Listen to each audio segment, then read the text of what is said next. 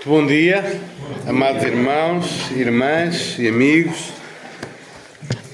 Vamos então à palavra, vamos abrir as nossas Bíblias no capítulo 9 de Mateus e vamos dar continuidade à nossa exposição neste Evangelho que começámos lá em fevereiro, início de fevereiro, desde o capítulo 1 e já vamos no 9, então daqui a alguns anos terminaremos o Evangelho. Mas irmãos, é uma riqueza nós passarmos por toda a Palavra de Deus. Nós normalmente conhecemos o lema da Reforma Protestante, sola a Escritura, que significa somente a Escritura. Mas há um outro lema não tão conhecido que é tota a Escritura, ou seja, não é somente a Escritura, mas é toda a Escritura. E no nosso compromisso como igreja é pregarmos toda a Escritura de Deus, todo o ensinamento de Deus. E como é que isso se faz? Mediante a pregação expositiva e sequencial dos livros bíblicos. Porque assim há assuntos fáceis, assuntos difíceis, assuntos melindrosos, assuntos encorajadores e nós estamos expostos a tudo aquilo que a palavra de Deus tem para o seu povo. E nós vimos a semana passada este diálogo com Jesus e os discípulos de João Batista acerca do jejum e Jesus dá uma resposta que talvez os discípulos de João Batista não tivessem à espera. É que o judaísmo e as formas do judaísmo do primeiro século, elas não são compatíveis com a realidade do reino que Jesus traz. Porque a realidade do reino que Jesus traz é de um relacionamento pela fé em Jesus Cristo. A entrada no reino é pela fé em Jesus Cristo. Não é pela separação, não é pela segregação, não é por afastar-se dos impuros, como eles estavam a fazer, e a condenar Jesus, né, que comia com publicanos e pecadores. Mas agora o vinho novo que Jesus traz, o vinho da era messiânica, é um vinho que vem pela fé em Jesus Cristo. A entrada no reino é pela fé em Jesus Cristo. E nós vimos, os irmãos viram, que Jesus tem então este diálogo, demonstrando que este vinho novo não é compatível com os outros velhos. Não cabia nos outros velhos. Iria estragar-se o vinho novo, iria estragar-se os outros velhos. Nada se aproveitaria. Então, aquilo que Jesus traz não é uma adaptação, não é algo para ser introduzido no judaísmo do século I, é algo novo. E aqui, irmãos, deixem-me fazer já um alerta introdutório. É que normalmente nós caímos no erro, e o movimento dispensacionalista então cai mais ainda, de fazer uma separação grotesca entre graça e obras, graça e lei. Tipo, nós agora estamos no tempo da graça, não temos que cumprir a lei, não temos que fazer nada. Não é isso, irmãos. A lei, Jesus não vem abolir a lei. Jesus não vem dizer, a partir de agora, a salvação é pela graça e cada um vive como quer. Não é isto. A salvação que Jesus traz, o vinho novo que Jesus traz, não vem contrariar a obediência aos mandamentos do Senhor. Agora, o que ele não vem é trazer todo aquele ritual, toda aquela separação que estava a acontecer no século I, naquele judaísmo. Isso não.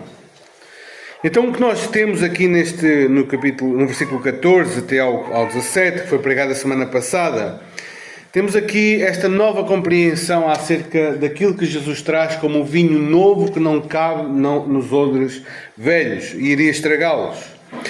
E o que nós temos de seguida é uma ilustração dessa verdade, do versículo 18 até ao final, até ao versículo 31. O que nós vemos é exatamente Mateus está aqui a construir uma temática. Está a dizer, Jesus disse isto sobre a realidade que ele estava a trazer, e então agora ele ilustra esta verdade com estas pessoas, com estes milagres que Jesus faz, de pessoas hipoteticamente difíceis, tipo o chefe da sinagoga, uma mulher com fluxo de sangue que iria trazer impureza a qualquer homem que ela tocasse. Um cadáver que, se alguém tocasse naquele cadáver, ficava impuro. E Jesus vem, e Mateus vem revolucionar a nossa compreensão, porque agora o vinho novo que Jesus traz é Ele que toca e é Ele que purifica. Ele não fica impuro, Ele purifica aquilo em que toca. É essa a nossa passagem de hoje. Jesus, aquilo que Ele vem trazer é exatamente vinho novo, que não cabe em outros velhos. Sabem, há um homem da história da igreja que eu admiro muito, John Wesley. Um grande pregador do avivamento. Às suas contas, fundou-se um movimento que é o metodismo wesleyano. Um homem tremendo, que evangelizou bastante.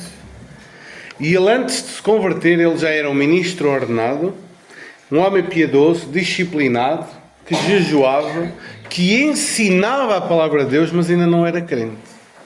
Ele ainda estava naqueles outros velhos do formalismo, da religiosidade.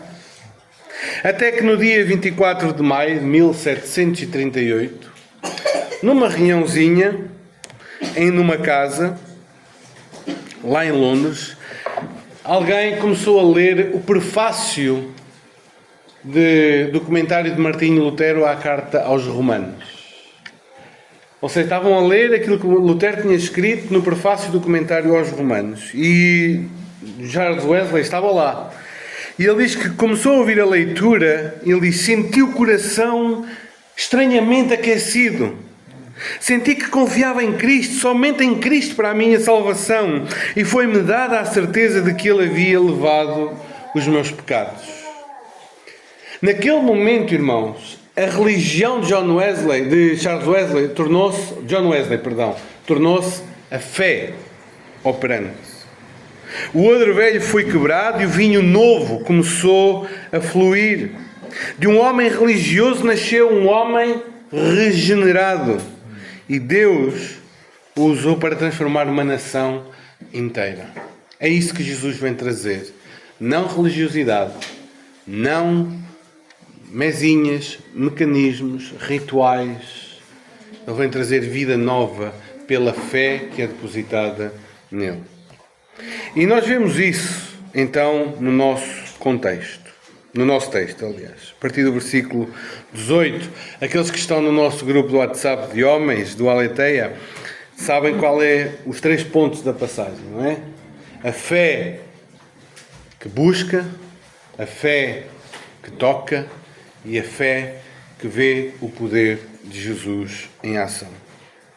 E a nossa passagem vai mostrar então este vinho novo que Jesus traz, que é pela fé nele. Vamos ler então o texto. Vamos à parte mais importante do nosso sermão. Sabiam? A parte mais importante do nosso sermão é agora, a leitura da palavra de Deus. Diz-nos assim, verso 18, 9-18. Enquanto estas coisas lhes dizia, eis que um chefe aproximando-se o adorou e disse, minha filha faleceu agora mesmo, mas vem, impõe a mão sobre ela e viverá. E Jesus, levantando-se, o seguia e também os seus discípulos. E eis que uma mulher, que durante 12 anos vinha padecendo uma hemorragia, veio por detrás dele e lhe tocou na orla da veste. Porque dizia consigo mesmo, se eu apenas lhe tocar a veste, ficarei curada. E Jesus, voltando-se e vendo-a, disse, tem bom ânimo, filha, a tua fé te salvou. E desde aquele instante a mulher ficou sã.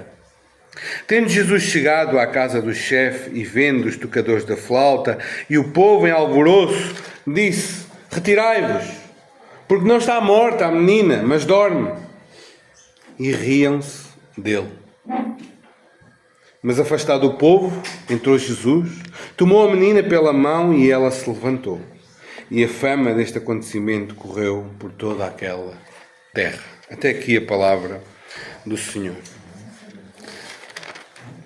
O que nós estamos a ver aqui, irmãos, é a fé a agir em direção a Jesus. E aquilo que o homem ganha quando dirige a sua fé a Jesus, a sua confiança a Jesus. E o primeiro bloco, o versículo 18 e 19, mostra-nos exatamente esta fé que busca Jesus. Mateus apresenta-nos aqui uma nova cena, enquanto ele ainda está à mesa com os publicanos e pecadores, os discípulos de João Batista a interrogá-lo, e ele ainda está a falar, e numa fórmula muito típica de Mateus, no versículo 18, diz, e eis que... Ou seja, Mateus está a introduzir uma nova informação, um novo episódio. E de repente aproxima-se um chefe, que Mateus não gasta tempo sequer a dizer quem é. E mais uma vez eu lembro, irmãos, esqueçamos Marcos e Lucas, porque há lá muita informação que aqui não está e nós vamos respeitar aquilo que Mateus quis mostrar e não aquilo que Marcos e Lucas quiseram mostrar. Vamos olhar para o texto de Mateus e ficarmos nele, esquecermos Marcos e Lucas por enquanto. Mas nós sabemos que era um chefe da sinagoga, o seu nome era Jairo, como diz lá em Marcos, um homem de prestígio, responsável pela organização do culto, pela leitura das Escrituras, pela ordem litúrgica, um homem respeitado, era um chefe. Mas agora este homem, chefe, chega diante de Jesus e prostra-se diante dele. E aqui o verbo usado para prostrar não significa simplesmente só adorar. O verbo era usado para alguém que se inclina reconhecendo a superioridade daquele que está à sua frente. Não queremos que o homem veio em cantos e orações adorando o Senhor nessa maneira que nós estamos a pensar. Ele veio e prostrou-se diante de Jesus. E, irmãos, o gesto é significativo. Alguém numa posição tão elevada como aquele homem, com autoridade religiosa, chega diante de Jesus e curva-se diante dele. Sabem, a verdadeira fé começa assim, com humildade e reconhecimento de quem Jesus é. Não há verdadeira fé sem rendição aos pés de Jesus. E este homem, Jairo, estava com uma dor. Talvez a dor mais difícil para qualquer um de nós aqui. A sua filhinha, ainda uma criança, tinha acabado de morrer. Eu peço que o Senhor me livre desta dor, porque realmente vermos um dos nossos filhinhos partir é uma dor tremenda. Uma dor tremenda. E este homem estava com esta dor no seu coração. A sua filhinha tinha acabado de partir. Esmagado pela tristeza, este chefe não perde a esperança. Ele diz, olha, minha filhinha acabou de morrer, mas vem, impõe a tua mão sobre ela e viverá. Irmãos, que fé extraordinária aqui vemos. Que fé tremenda. Sabem, até este ponto da narrativa, Jesus nunca tinha ressuscitado ninguém. Jesus já tinha feito muitas coisas. Curar ou purificar leprosos, curar pessoas doentes, libertar endemoninhados, acalmar a tempestade. Mas trazer alguém de volta dos mortos, isso é outra coisa. Isso é outro nível.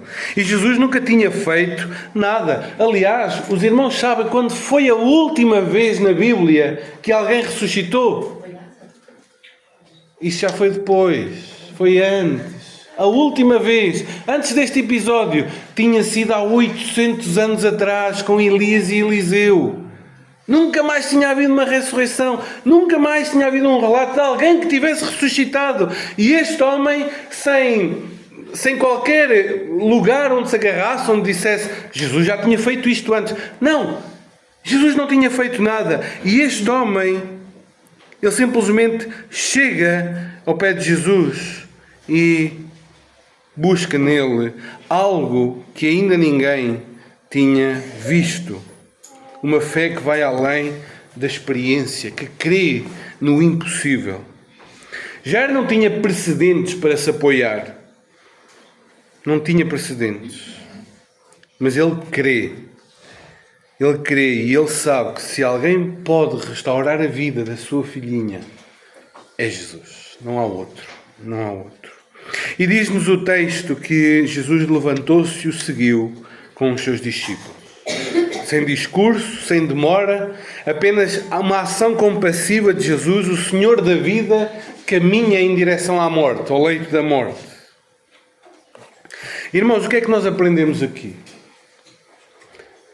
O texto do Salmo 119, 71 diz algo tremendo, que se aplica aqui a este texto. Foi-me bom ter eu passado pela aflição, para que aprendesse os teus decretos. Que frase paradoxal. Foi bom ter sofrido. Quem pode dizer isso, senão alguém que já viu o fruto da dor à luz da fé? Quando nós entendemos o trauma que a poda traz à árvore, mas o fruto que é produzido por essa árvore, nós entendemos que muitas das dores que nos são trazidas, elas produzem um fruto magnífico na nossa vida. Nem todo o sofrimento nos aproxima de Deus. Alguns endurecem o seu coração quando sofrem. Mas, irmãos, abençoadas são as dores que nos levam aos pés de Jesus. Abençoadas são as dores que nos fazem clamar por Jesus, que nos fazem depender totalmente de Jesus. Há sofrimentos que produzem desespero, mas há outros que produzem fé. Jairo, em vez de se revoltar contra Deus, ele correu para Jesus. E a sua dor transformou-se numa busca. O seu desespero transformou-se em ação. É disso que o salmista fala. O sofrimento que o levou a aprender os decretos do Senhor. O sofrimento que purifica. O sofrimento que revela o que realmente importa. Que destrói o orgulho e que nos faz clamar: Senhor, só Tu podes nesta situação. Faz alguma coisa, Senhor, só Tu e mais ninguém. A Bíblia fala-nos muitas vezes de muitos homens e mulheres que trouxeram frutos magníficos pela dor. Lembremos o caso de Ana. Quantos anos ela não terá sofrido, estéril, sem poder dar um filho ao seu marido, sem ter a alegria de ser mãe? E o que é que produziu aquela dor? Uma oração profunda da alma que trouxe um homem para a história de Israel chamado Samuel, que veio fazer toda a diferença na história do povo inteiro, de toda a nação. Lembremos o caso de Ezequias, que diante da notícia da sua morte iminente, ele chorou, colocou o seu rosto contra a parede e orou, e o Senhor prolongou-lhe a vida. Lembremos de Paulo, que sofria com um espinho na carne, que aprendeu que o poder de Deus se aperfeiçoava na sua própria fraqueza. Cada um deles descobriu a verdade que Jairo também experimentou. As feridas podem tornar-se portas para um encontro com Deus. Abençoadas são as feridas que nos levam aos pés de Jesus. Charles Spurgeon sofria imensamente com depressão, com gota. Era um homem sofrido. E ele diz assim: aprendi a beijar a onda que me lança contra a rocha dos séculos.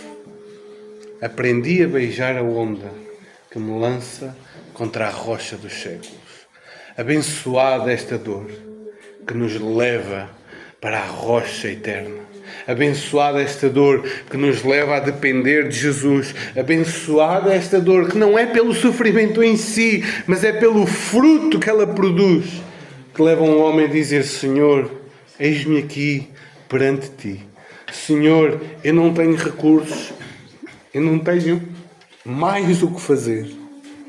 Mas se Tu vieres, Senhor, se Tu vieres, Tu podes fazer alguma coisa.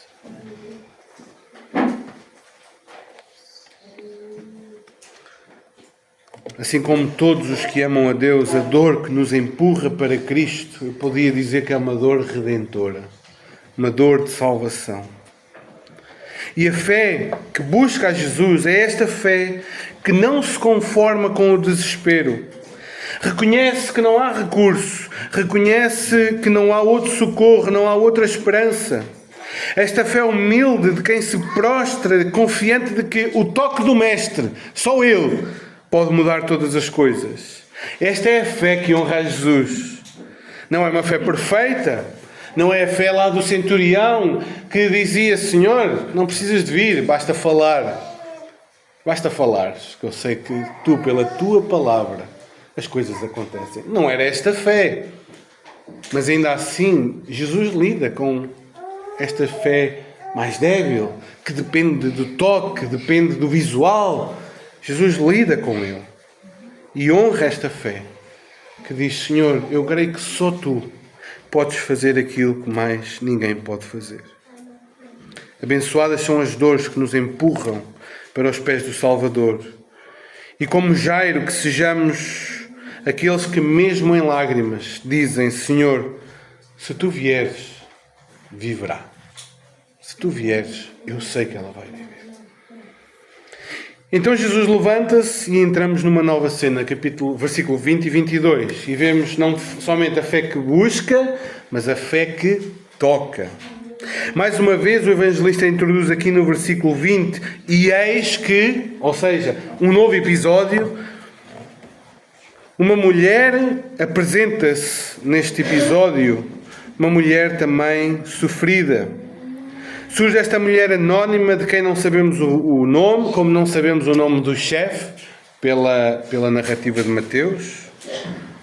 Ela era uma mulher que sofria há 12 longos anos com uma hemorragia constante, um sangramento uterino contínuo, que chamamos hoje, ou chama-se hoje na medicina, não chamamos porque eu não sou médico, de menorragia, ou seja, é um fluxo contínuo, uma menstruação muito prolongada, que a mulher está sempre a perder sangue. E além da dor física, do cansaço que isso traz àquela mulher, e as irmãs que sofrem aqui com a hemoglobina baixa e tudo mais sabem os problemas e o cansaço que isso traz ao corpo, alguém que está constantemente a perder sangue. Não era só o sofrimento físico, era a segregação, a separação que isto provocava.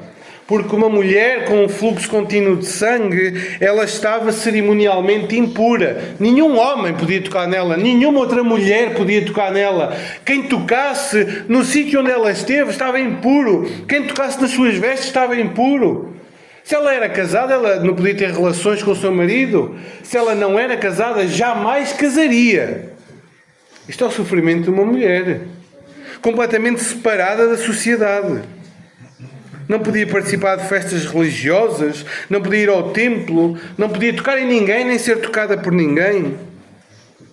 Ela sofria pela doença e sofria pela solidão que a doença impunha.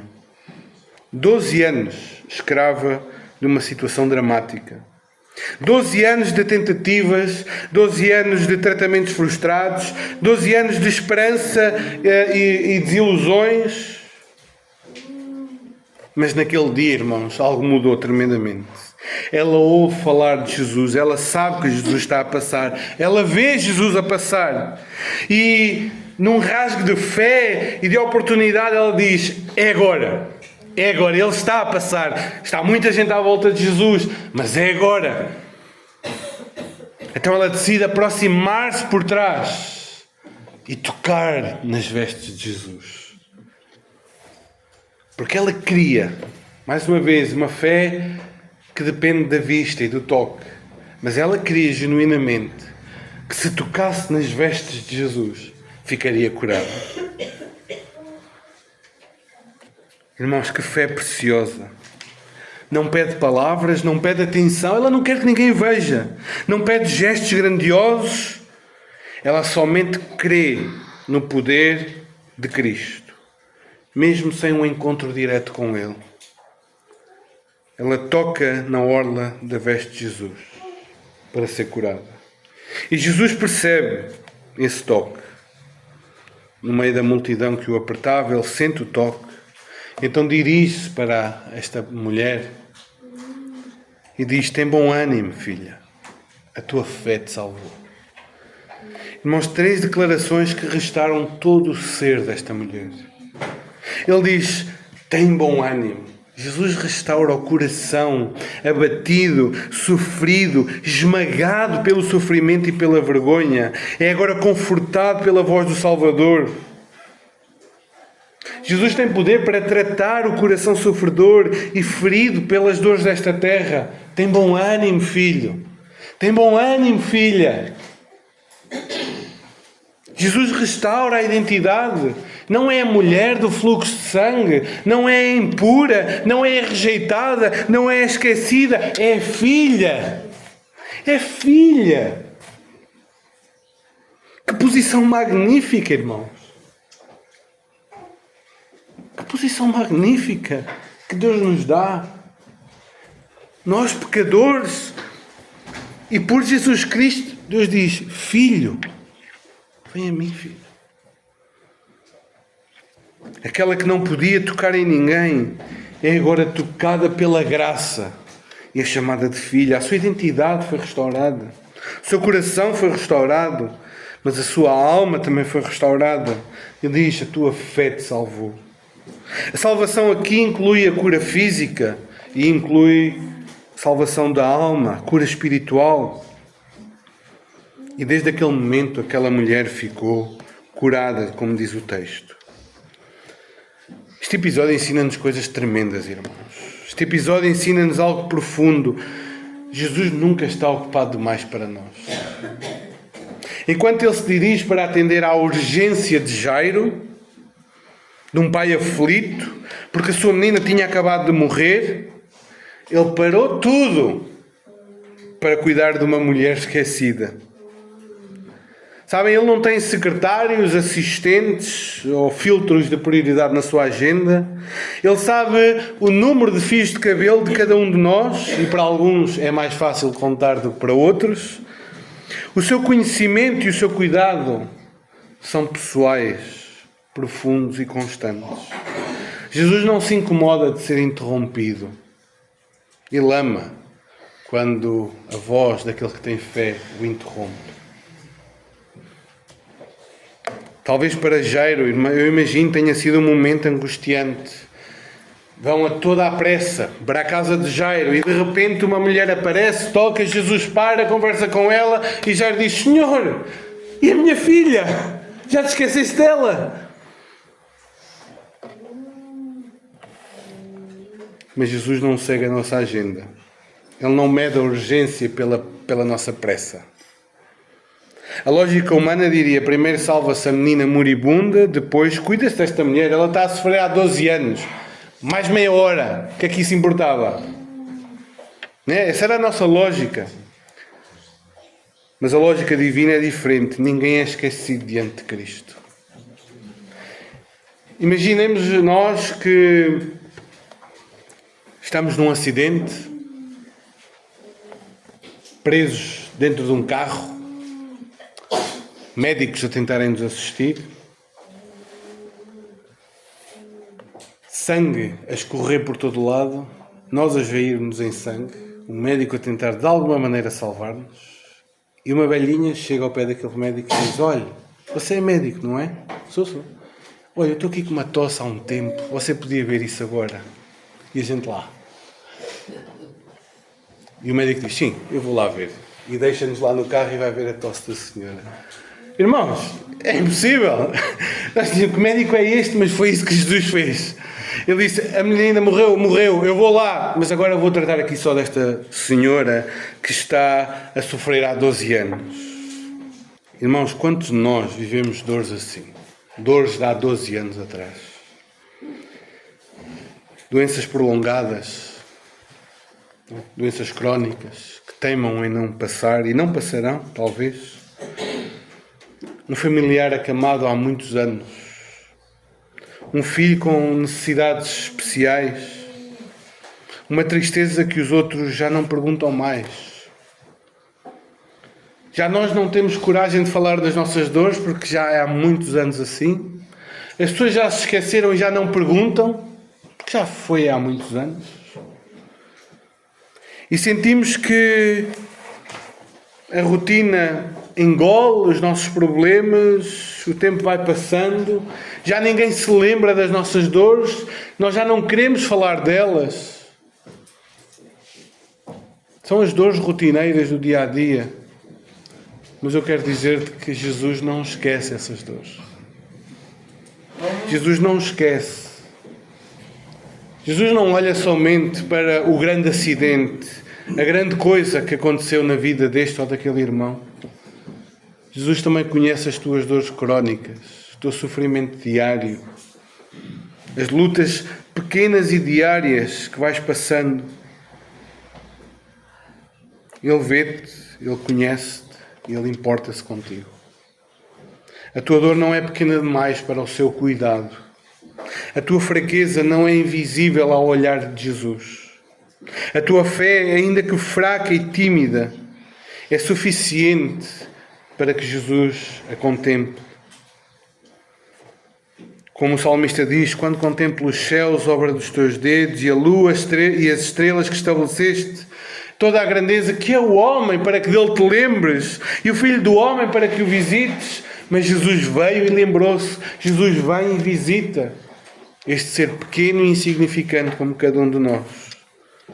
Esse cuidado maravilhoso é o que nós vemos aqui, no meio da multidão. Jesus para por causa de uma mulher. A necessidade dela poderia parecer pequena à luz do grande evento da filha de Jairo. Mas para Jesus não funciona assim. Ele conhece as nossas pequenas dores, os nossos sofrimentos contínuos e prolongados, que quando jamais ninguém se interessa, Jesus continua a interessar-se. Não estamos perdidos na multidão, irmãos, diante do Senhor. Jesus não lida com massas, não lida com grandes multidões. Jesus lida individualmente com cada um de nós. Ele lida individualmente com Jairo e com aquela mulher do fluxo de sangue. Ele conhece as lutas de cada um. Ele conhece as lágrimas de cada um. Ele conhece as feridas secretas de cada um. O seu amor é pessoal, é eterno, é fiel. Por isso é que damos este nome, esta fé que toca. Esta fé que busca, que se aproxima, que não desiste e que encontra uma resposta segura no nosso Senhor Jesus Cristo, que se importa genuinamente com cada um de nós. A partir do versículo 23, irmãos, esta fé que busca e que toca é a mesma fé que vê o poder de Jesus. Voltamos à casa de Jairo. E Jesus chega e encontra uma cena típica de um funeral. Tocadores de flauta eram contratados, carpideiras para chorar, para bater no peito, para lamentar. Estava um alvoroço, como o próprio Mateus diz, um alvoroço naquela casa, dominado pelo choro e pela atmosfera de morte. Mas Jesus entra e manda todos saírem. Porquê? Porque a menina não está morta, mas dorme. Aquelas pessoas sabiam muito bem distinguir uma criança a dormir de uma criança morta. Como é que Jesus está a dizer que a criança não está morta, mas está a dormir? Mas Jesus está a falar deste sono, porque Ele olha para a morte como um entretempo até à ressurreição. Por isso é que os crentes na Bíblia não morrem, mas dormem. Porque a nossa esperança é a esperança da ressurreição. Não ficaremos para sempre na morte.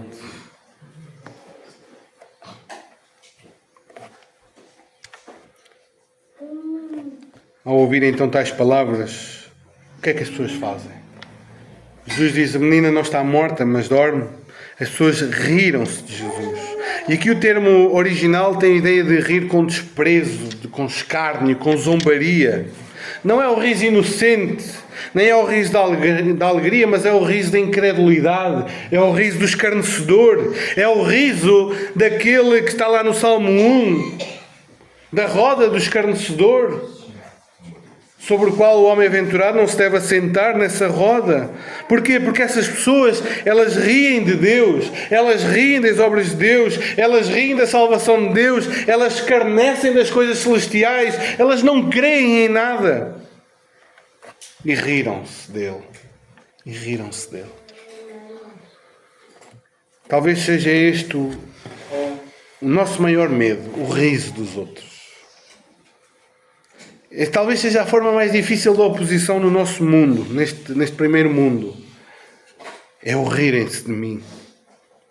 Eu suporto melhor um vizinho que não gosta de mim pela minha fé do que um vizinho que se ri de mim pela minha fé.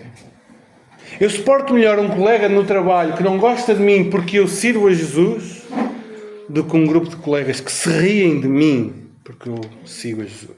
Eu suporto melhor colegas na escola que dizem: olha, nós não gostamos de ti, não queremos estar contigo porque tu dizes que és lá discípulo de Jesus. Eu suporto melhor isso do que saber que se estão a rir de mim porque eu creio em Jesus. O riso provoca-nos um medo tremendo. Nós não queremos ser ridicularizados. Nós não queremos ser escarnecidos. Nós não queremos que se riam de nós. Mas riram-se de Jesus. Riram-se da igreja. Quando tal manifestação de poder lá em Atos capítulo 2, o Espírito Santo é derramado, línguas como de fogo aparecem, os apóstolos falam em línguas, os judeus estrangeiros ouvem as verdades de Deus na sua língua e alguns zombavam. Diziam: estes estão embriagados, e riam-se.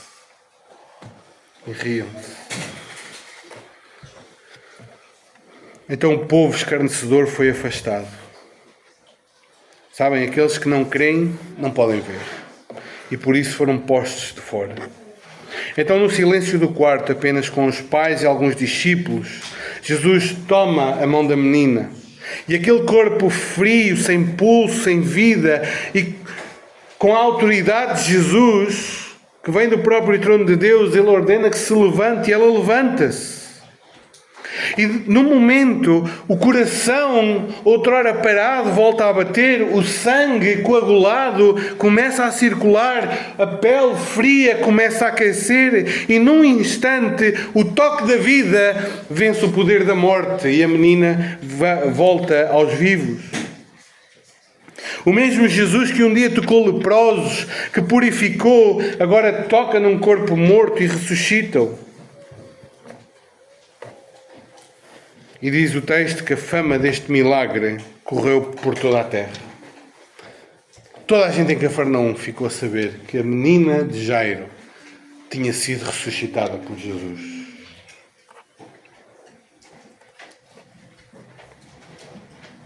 Irmãos, como entender esta ressurreição?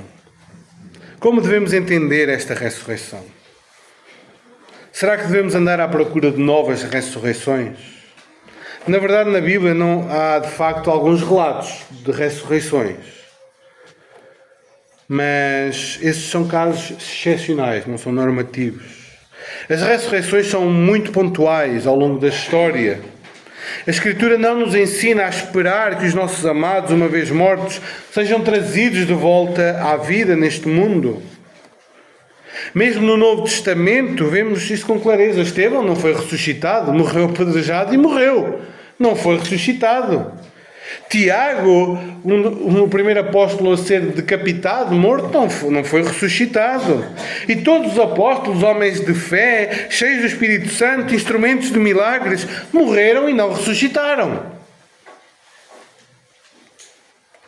Então, como entender a ressurreição? Esta passagem dá-nos margem para nós dizermos, então, irmos a um funeral e ressuscitarmos as pessoas, ou querermos que elas ressuscitem? Nós devemos olhar para estes milagres e para estes relatos no contexto da própria missão de Jesus. O Filho de Deus, ele veio para tratar o maior mal, o mal mais profundo, o pecado do homem. Ele veio para tratar este mal. Viveu uma vida perfeita, morreu em lugar de pecadores e ressuscitou vitorioso. As curas e as libertações que Jesus fez neste espaço de tempo que ele andou na terra não foram o objetivo final. Não curou por curar, não ressuscitou por ressuscitar, mas eles eram sinais que apontavam para quem ele é, para o seu poder, para a sua autoridade. Jesus não veio simplesmente para resolver problemas temporários. Ele veio para trazer a solução ao pecado. A doença, a dor e a morte São sintomas de uma realidade mais profunda, que é o nosso pecado. E Jesus veio para arrancar o mal pela raiz, para restaurar a criação à comunhão com o Criador. Então, quando lemos estes relatos, devemos vê-los como um antegozo daquilo que Jesus vai fazer com todos nós. Uma amostra do que está por vir. Cada milagre é como se fosse um trailer que nos prepara para o grande filme que nós iremos ver. Jesus não ressuscitou todas as pessoas do seu tempo, nem curou todas as doenças, e podia fazê-lo se quisesse. Mas cada pessoa curada, cada morto que reviveu, cada cego que passou a ver, cada leproso que foi purificado, foram um sinal vivo daquilo que Jesus fará à escala universal. Um dia, todos aqueles que morreram em Cristo serão ressuscitados para nunca mais morrer. Um dia, todas as enfermidades do teu corpo serão curadas, todas as lágrimas serão enxutas, toda a dor será eliminada. Um dia, a própria morte será destruída. Como diz o apóstolo, tragada foi a morte na vitória.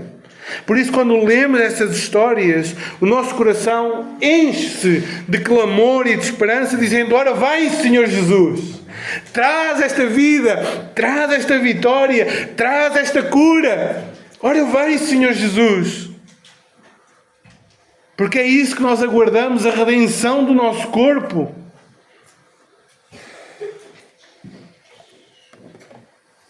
Elas apontam para o grande dia da ressurreição, quando o Senhor nos chamará pelo nome e nós despertaremos para a vida eterna, sem luto, sem dor, sem pecado, sem separação. Ainda assim, irmãos, e para terminar, estes episódios não são apenas coisas para nos olhar, para fazer olhar para o futuro. Eles trazem consolo e direção para o presente. Elas lembram-nos que Jesus continua vivo e presente nas nossas dores. E o mesmo que entrou na casa de Jairo, ainda pode entrar na tua casa.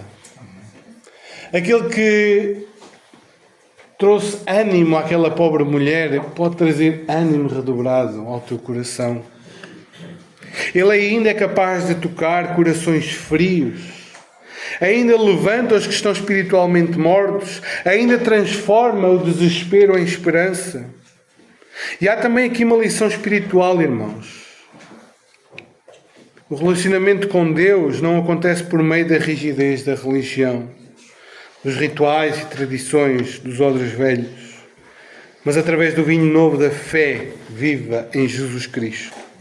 Uma fé que crê no seu poder, confia na sua palavra e espera nas suas promessas. A mulher do fluxo de sangue e Jairo representam estas duas faces da fé. Um tocou em Jesus e foi curado. O outro esperou em Jesus e viu a ressurreição. Ambos experimentaram a vida que vem da presença de Cristo. E nós hoje somos chamados à mesma fé. Uma fé que busca Jesus em meio à dor. Uma fé que toca nele mesmo quando tudo parece perdido. E que com os olhos fixos na sua promessa, aguarda o dia em que veremos plenamente o seu poder. Este é o vinho novo que Jesus nos traz. O vinho da fé nele. Então, com episódios como este, irmãos, somos encorajados a olhar para as nossas dores de uma outra maneira. Jesus importa-se com elas. Jesus conhece-as. E Jesus tem poder para te fazer viver por meio da dor, tirar-te a dor. Mas ainda que não te tire, olha para a frente e pensa: chegará o dia em que o contemplarei gloriosamente e toda a dor passará, todo o sofrimento passará e estarei na presença do Senhor para todo o sempre. Que o Senhor nos abençoe.